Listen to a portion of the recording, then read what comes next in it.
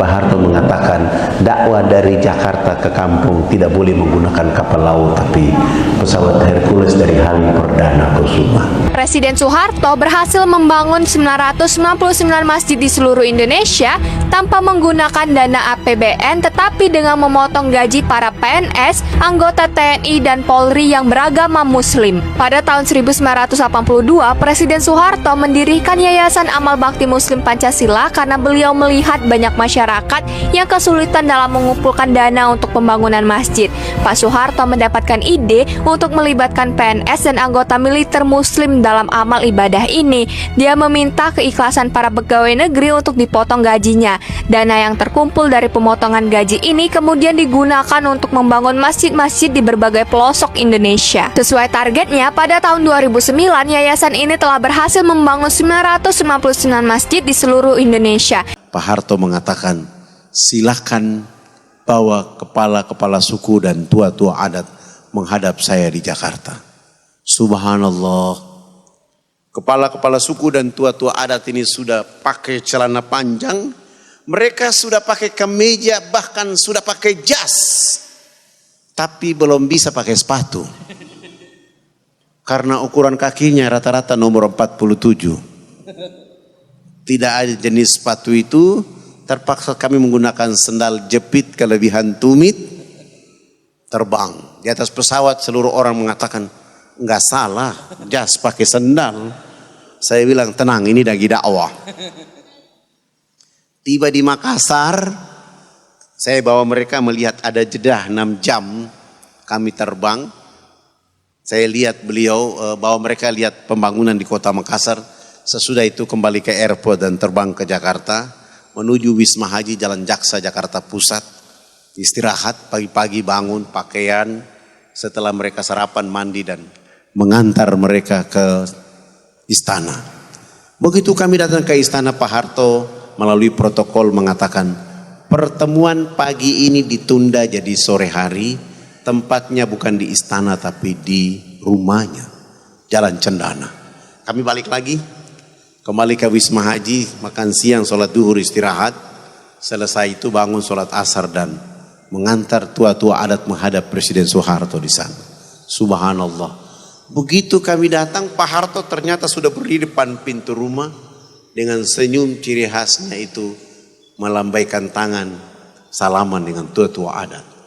Salaman selesai, dibawa masuk ke dalam ruang tamu. Di dalam sudah ada minum, sudah ada kue, disuruh makan oleh Pak Harto, minum. Sambil makan minum, Pak Harto mengatakan, harus ada kepala suku yang bicara konferensi pers. Saya langsung menunjuk kepala suku yang paling tua dan saya suruh dia bicara. Lalu kepala suku ini dia bicara, Bapak tidak pantas jadi presiden. Presiden macam apa hanya bangun Makassar, presiden macam apa hanya bangun Jakarta. Pemilu nanti saya akan bicara supaya Haji Muhammad Soeharto tidak boleh lagi dipilih jadi presiden. Kepala suku ini bicara pakai bahasa daerah, Pak Harto juga tidak tahu. Tapi saya perhatikan Pak Harto senyum dan tertawa kecil. Selesai tertawa kecil, Pak Harto mengatakan, diterjemahkan. Tidak mungkin lah saya menerjemahkan seperti itu. Itu tidak mungkin. Tapi saya mengambil makna perjalanan dan saya bilang sama Presiden Soeharto, Bapak Presiden yang terhormat, hari ini kepala-kepala suku dan tua-tua adat sungguh bahagia bisa bertemu dengan Bapak Presiden. Dan kepala suku besar tadi mengatakan Haji Muhammad Soeharto layak jadi Bapak Pembangunan Nasional. Antara tafsir dan terjemahan memang berbeda. Tapi inilah bahasa dakwah.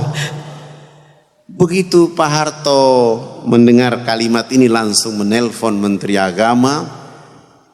Kepala-kepala suku itu diberangkatkan haji pada tahun itu juga. Allah. Dengan cara itu pun Pak Harto minta kepada Menteri Agama agar tiap tahun 75 orang kepala suku pergi haji melalui jalur dakwah yang dilakukan oleh Ustadz Fadlan melalui AFKN. Dan Pak Harto menyumbang 1000 karung pakaian, 600 karton sabun, 600 karton sampo, 600 karton odol sikat gigi. Pak Harto pun menyumbang 28 masjid kepada warga yang syahadat. Dan Pak Harto membuat program nasional ABRI masuk desa dengan membangun 917 unit rumah layak huni untuk saudara kita yang syahadat. Hari ini Pak Harto sudah tidak ada, tetapi jejak dakwah dan kebangsaannya terjaga sampai hari ini. Masya Allah. Agama Islam adalah agama yang mengajarkan agar umat manusia hidup sejahtera di dunia dan bahagia di akhirat nanti. Al-Quran mengingatkan kita agar bersungguh-sungguh mempersiapkan bekal menyongsong kehidupan akhirat, namun jangan sekali-kali melupakan nasib kita di dunia ini. Dengan demikian, yang sangat dibutuhkan dalam pembangunan bangsa ialah adanya keseimbangan antar lahir dan batin, antara mengejar kebahagiaan dunia dan akhirat. Keseimbangan dalam hidup seperti ini tidak mungkin dapat kita capai tanpa pengorbanan dan kerja keras yang dilandasi oleh semangat kekeluargaan dan kegotong royongan. Umat Islam diperingatkan agar saling tolong menolong dalam berbuat kebaikan dan ketakwaan. Di lain pihak, kita diingatkan jangan sekali-kali bantu-membantu dalam berbuat kekejian dan kerusakan. Semangat kebersamaan, senasib dan sepenanggung seperti yang diajarkan Al-Quran itu sangat besar artinya dalam membangun bangsa.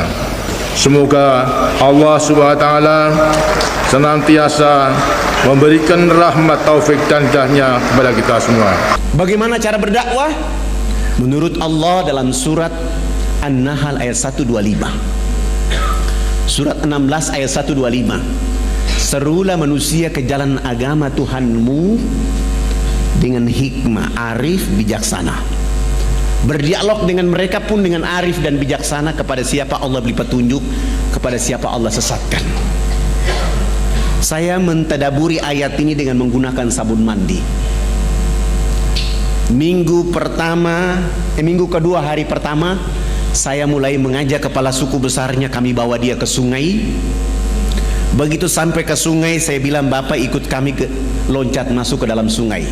Kami 20 orang ditambah kepala suku bersama-sama jebur masuk dalam sungai. Sesudah itu naik, saya bilang kepala suku berdiri di samping kanan saya, para dai 19 orang berdiri di depan, dan saya bilang sama kepala suku, Bapak ikut gerakan kami. Saya kasih beliau satu sabun dan saya bilang, Bapak ikut gerakan kami. Begitu kami gosok sabun di sebelah kanan, kepala suku ikut gosok sabun di sebelah kanan. Kami gosok sabun di sebelah kiri, kepala suku ikut gosok sabun di sebelah kiri. Sesudah itu saya ambil sabun dari tangan kepala suku, saya ganti dengan sampo. Rambut kami orang Irian itu kalau belum kena air dengan sampo itu rambut tenang-tenang saja.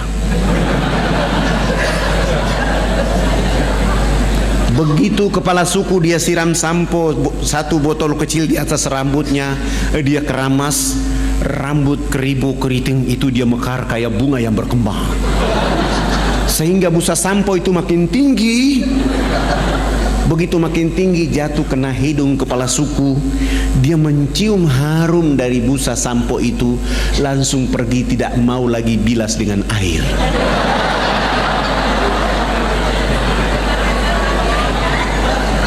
Begitu dia jalan, para dai mengatakan, Bapak kepala suku harus disiram dengan air.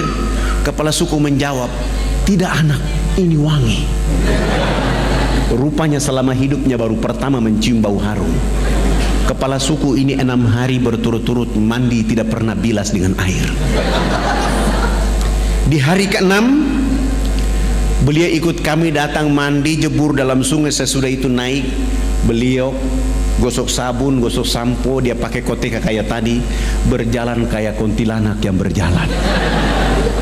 Kena matahari, busa sabun itu kering di badan, busa sampo kering di rambut. Kepala suku langsung ke kebun bekerja seperti biasa seorang petani. Jam 2 siang dia pulang ke rumah. Pada saat pulang ke rumah, Allah turunkan rahmat berupa hujan kena di tubuh badan. Busa sampo dan busa sabun yang tadi kering itu muncul kembali. Beliau gosok-gosok sampai hilang itu busa sampo dan sabun. Allah ganti dengan kesegaran jasmani. Kepala suku ini tiba di rumah, tidur dari jam 3 sore sampai jam 9 pagi hari berikutnya. Begitu pagi-pagi kami datang ke rumahnya jam 9 pagi, kepala suku langsung angkat bicara. Anak, mandi yang benar itu yang anak ajarkan. Bapak kemarin dimandikan oleh Tuhan Sang Pencipta sehingga Bapak tadi malam tidur menjadi enak. Selama ini Bapak belum pernah tidur enak seperti tadi malam. Oh, bagaimana kalau pagi ini Bapak ikut mandi?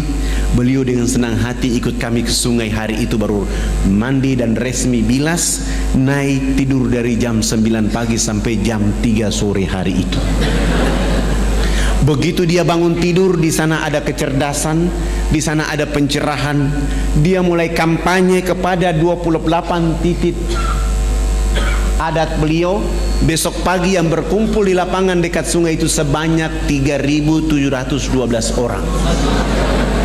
Laki, perempuan, tua, muda, besar, kecil untuk mengikuti materi mandi menggunakan sabun mandi yang kami bawa dari Jayapura.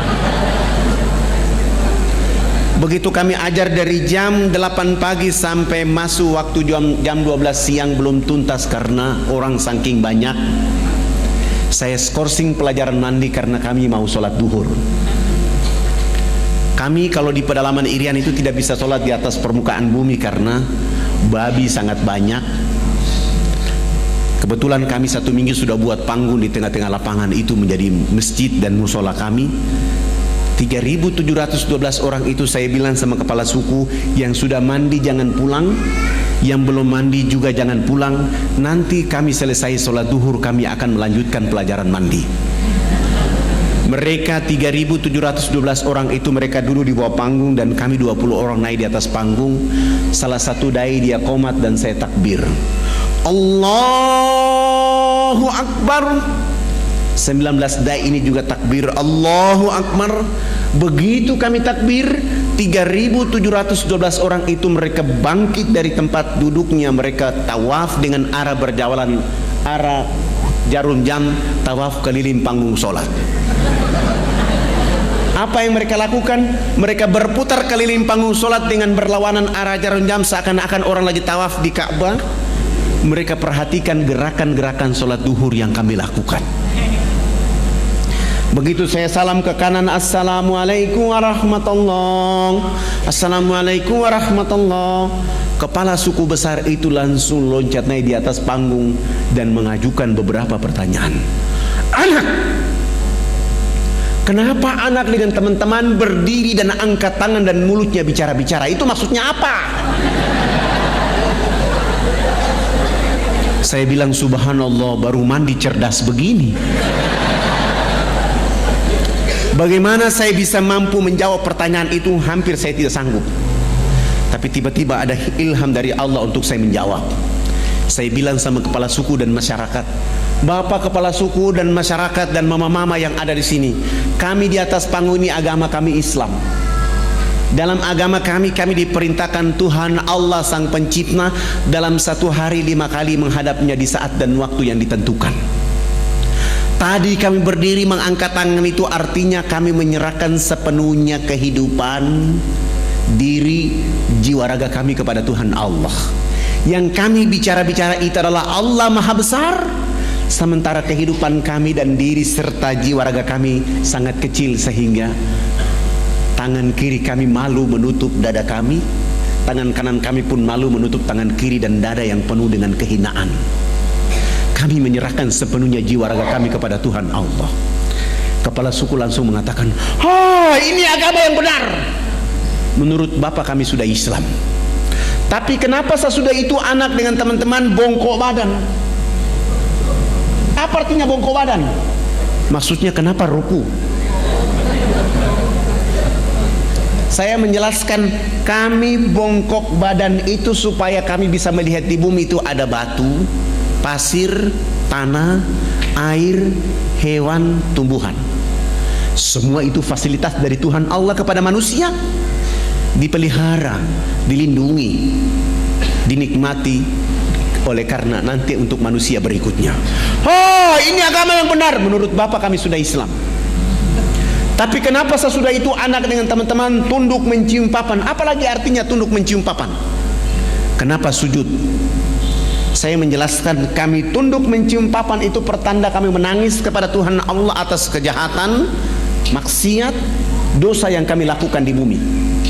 Kenapa kami lakukan itu Bapak Kepala Suku dan Mama-mama?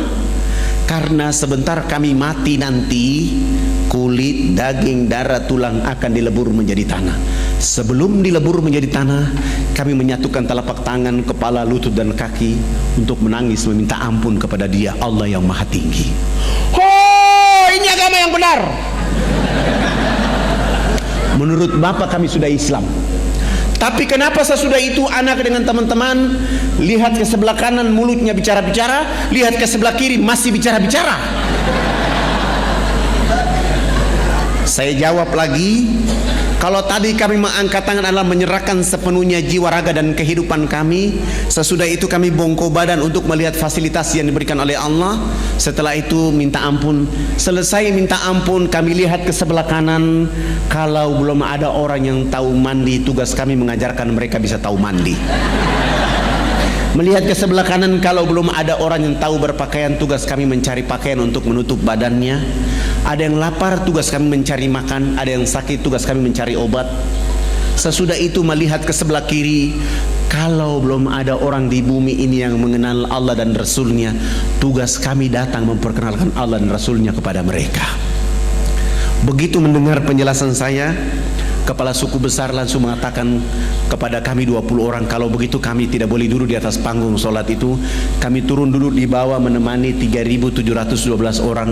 Mereka 6 kepala suku naik di atas panggung menggantikan kami. Mereka bukan sholat, tapi mereka rapat adat membahas kehadiran kami di sana. Rapat adat 1,5 jam kemudian, Kepala Suku Besar menyampaikan pengumuman kepada 3.712 orang di lapangan itu. Wah, wah, wah, wah, wah, hubulokanayak. Saya kasih contoh kepala suku, seakan-akan saya kepala suku, Bapak Ibu 3.712 orang. Karena saya ini orang fak-fak, saya tidak tahu bahasa Wamena. Karena bahasa yang ada di Irian itu ada 324 bahasa.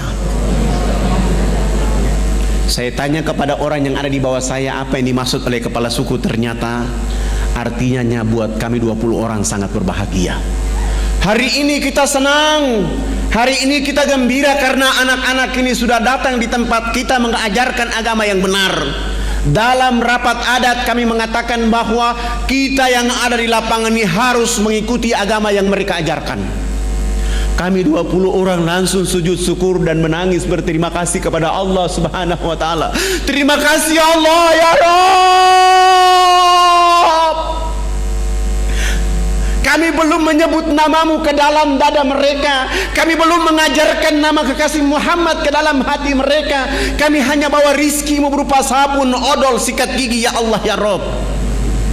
Lalu kami tidak sanggup berhadapan dengan 3.712 orang itu karena mereka dalam keadaan telanjang, dalam keadaan bau badan, dalam keadaan bodoh, dalam keadaan miskin, tetapi mereka mampu mengatakan kepada Allah dan Rasulnya, asyhadu an la ilaha illallah wa asyhadu anna Muhammad Rasulullah. Ya Allah, mereka dalam keadaan miskin, telanjang, bodoh di bumimu. Dakwamu tiba di tengah-tengah kehidupan mereka. Mereka menyebut namamu. Pelihara dakwah ini, jaga dakwah ini, lindungi dakwah ini agar semua orang di negeri akan menyebut namamu dan nama Rasul Muhammad SAW.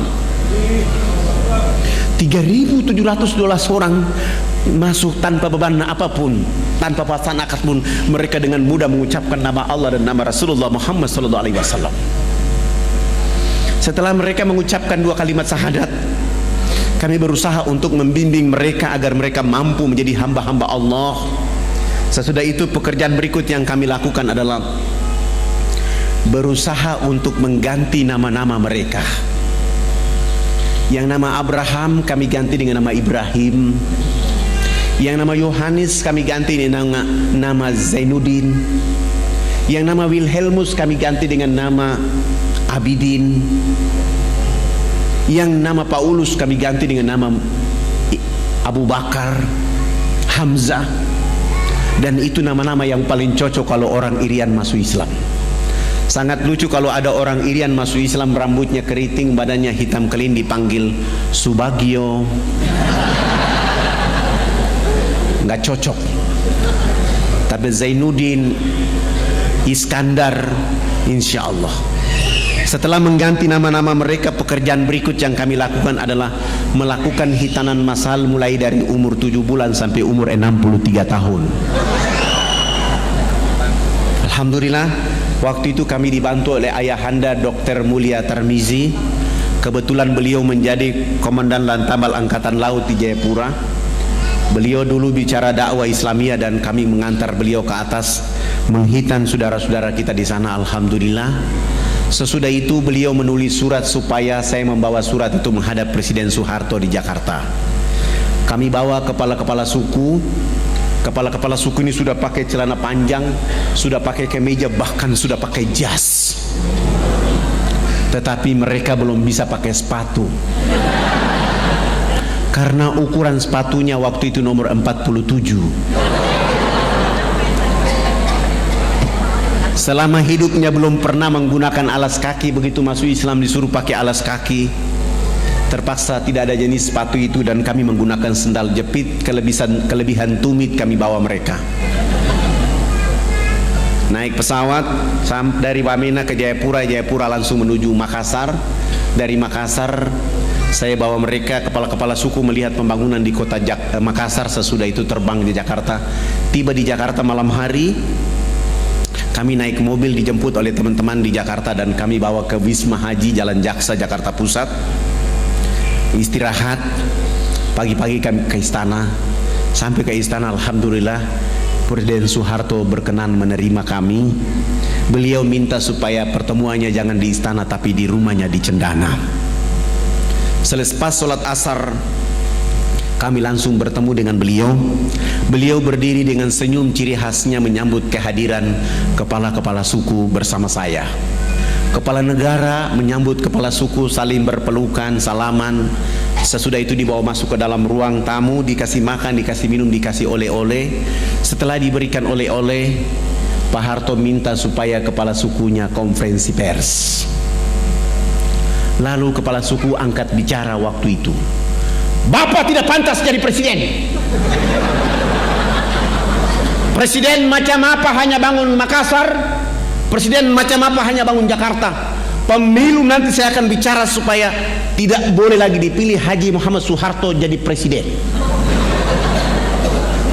Kepala suku ini bicara berapi-api tapi pakai bahasa Wamena. Pak Harto juga tidak tahu.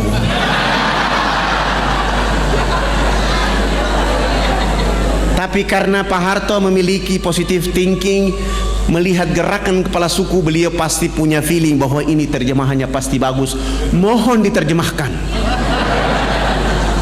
Saya tidak menerjemahkan bahasa itu, tapi saya mentadaburi makna di balik permintaan bahasa itu.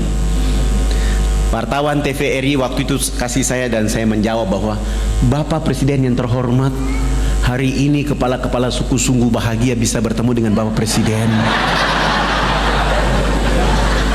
Dan kepala suku tadi mengatakan bahwa Haji Muhammad Soeharto layak jadi Bapak Pembangunan Nasional. Dengan cara itu Pak Harto langsung menerfon Menteri Agama, kepala-kepala suku yang tadi datang itu diberangkatkan haji pada tahun itu juga. Dengan cara tadabur bahasa itu beliau menelpon Menteri Sosial, kami dibantu 417 unit rumah layak huni. Beliau juga menyumbang 1000 karung pakaian serba baru. Beliau juga menyumbang 600 karton sampo, 600 karton sabun, 600 karton odol sikat gigi. Dan plus beliau menyumbang 28 masjid kepada 28 kampung yang masuk Islam. Dan beliau mengatakan dakwah Jakarta Wamena tidak boleh menggunakan kapal laut tapi menggunakan pesawat Hercules dari Halim Perdana Kusuma. Alhamdulillah dengan kekuatan itu kami terus melakukan kekuatan dakwah dan bergeser. Setelah Wamena ini hidup, nanti kalau ada bapak-bapak ibu berkenan datang ke Wamena, jangan tinggal di kota Wamena tapi jalan kaki 175 km ke dalam. Kita akan mendengar suara-suara Islam di tengah-tengah hutan itu. Ada saudara-saudara dan anak-anak kita yang rambutnya keriting, badannya hitam kelin, tapi dia sanggup azan di waktu duhur, asar, maghrib, isya, bahkan di waktu subuh. Terkadang kita tidak sanggup meneteskan air mata oleh karena di tengah-tengah hutan itu, jauh dari khalayak ramai, tapi ada orang yang menyebut nama Allah, menyebut nama Rasulullah Muhammad SAW. Saya bergeser lagi berdakwah di Biak sini. Ini waktunya masih panjang ya.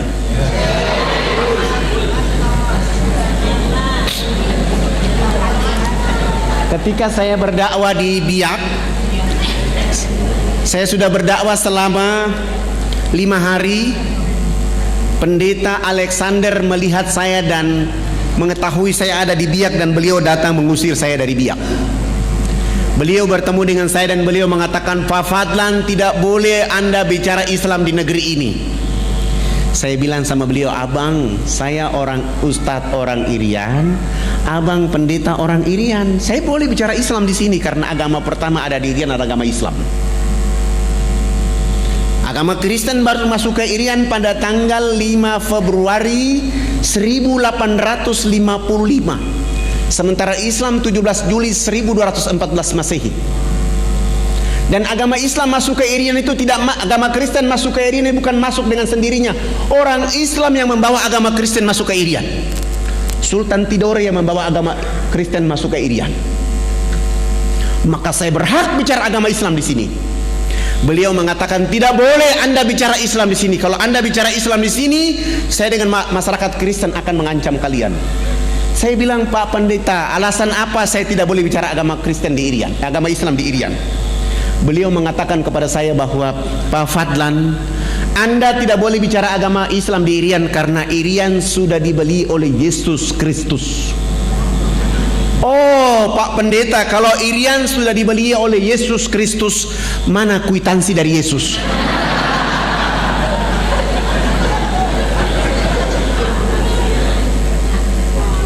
Begitu saya tanya kwitansi, langsung Pendeta Alexander dia malu dan dia pergi. Saya tetap berdakwah di Biak selama 3 bulan. Kebetulan ada acara Isra Mi'raj. Saya diundang untuk menyampaikan hikmah Isra Mi'raj oleh ibu-ibu Dharma Wanita dan Majelis Ta'lim di Biak. Salah satu peserta tamu yang diundang adalah Pendeta Alexander Rubebiar. Begitu saya datang, dipanggil langsung naik di atas mimbar. Begitu saya mengatakan Assalamualaikum warahmatullahi wabarakatuh, saya lihat ada pendeta di bawah. Saya tadi mau bicara tentang pentingnya sholat. Begitu saya lihat wajah Pendeta Alexander, saya rubah bicara saya. Saya bilang begini, tidak ada agama di muka bumi ini yang diberi peluang dan kesempatan oleh Allah kecuali agama Islam. Begitu berartinya peluang dan kesempatan. Allah menghibur kekasihnya Rasulullah Muhammad SAW untuk melakukan perjalanan silaturahmi antar bumi, Mekah, Palestina. Perjalanan silaturahmi ini oleh karena seluruh keturunan dari Nabi Ibrahim turunnya di Palestina. Hanya satu saja Ismail yang turun di Mekah. Maka perjalanan antar bumi itu silaturahmi. Kenapa silaturahmi ini? Memperkuat Rasulullah oleh karena dia dalam keadaan sedih. Dan dalam perjalanan silaturahmi itu ada 2 wajah utama yang ditampilkan oleh Allah, Masjidil Haram, Masjidil Aqsa. Setelah itu naik ke Sidratul Muntaha untuk menerima oleh-oleh yang namanya peluang dan kesempatan sholat 5 waktu. Siapa orang yang tidak sholat duhur 1 kali saja, 1 waktu saja dia tidak sholat 5 waktu, telah kehilangan peluang dan kesempatan dari Allah Subhanahu wa ta'ala. Rumah boleh hangus, terbakar, harta boleh dicuri, tetapi kalau sholat 5 waktu 1 waktu saja dia tinggalkan, dia telah kehilangan segala-galanya dari Allah Subhanahu wa ta'ala. Saya punya cita-cita, kalau hari ini kita orang Indonesia sudah punya Serambi Mekah, maka Alangkah tidak layak Serambi Madinah ada di Madura. Tidak layak. Serambi Madinah itu paling cocok ada di Nuar. Kenapa? Karena orang yang pertama sholat subuh di tanah air Indonesia bukan orang Kediri, bukan orang Makassar, bukan orang Jakarta, bukan orang Madura, bukan orang Aceh, tapi orang Irian lah yang pertama sholat subuh di tanah air Indonesia. Orang Irian yang pertama sholat Jumat di tanah air Indonesia.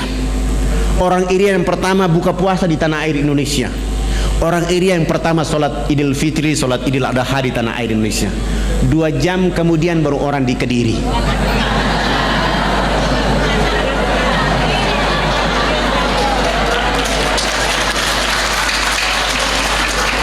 Artinya benar maksud para pejuang Republik ini. Indonesia dimulai dengan huruf alif, ditutup dengan huruf ain, iman dan ilmu. Maksudnya adalah orang Irian itu dengan iman, dengan ilmu, rambutnya keriting, badannya hitam kelim, tetapi dia yang mengatakan awal menjemput fajar. Allahu Akbar, Allahu Akbar. As-salatu khairum minan naum. Walaupun Mekah dan Madinah di situ tempat turunnya Nabi dan Rasul, tapi dia 8 jam kemudian. Walaupun Rasulullah mendakwakan Islam di sana, tapi keberkahan itu diawali dari Republik Indonesia, dari saudaranya yang rambut keriting hitam kelim. Sesudah itu baru yang lain. Artinya Islam begitu spektakuler buat penduduk bumi. Begitulah kemuliaan dakwanya Rasulullah. Begitulah kehebatan agama Islam. Tidak membedah-bedahkan yang keriting dan lurus, suku dan ras, tapi mereka bersama-sama diterkam dengan ayat-ayat Allah sehingga mereka menjadi cerdas, mereka menjadi mulia. Keriting bukan jadi persoalan, hitam keling bukan jadi persoalan, tetapi cahaya-cahaya Quran dan Islam membuat mereka menjadi satu. Maka benar kata Allah dalam firman-Nya kepada kita, ya ayuhan nas, inna khalaqnakum min dzakari wa untha wa ja'alnakum syu'uba wa aqbaila lita'arafu inna akramakum indallahi atqakum. Hai manusia, sesungguhnya kami menciptakan kamu dari seorang laki-laki dan perempuan, menjadikan kamu berbangsa-bangsa, bersuku-suku, supaya kamu saling kenal mengenal. Yang membuat perbedaan di antara kalian adalah takwa kepada Allah Subhanahu wa taala. Takwa tidak hanya milik pada orang hitam keriting, tapi milik semua apabila keimanan itu dekat dengan mereka. Demikian itu yang bisa disampaikan.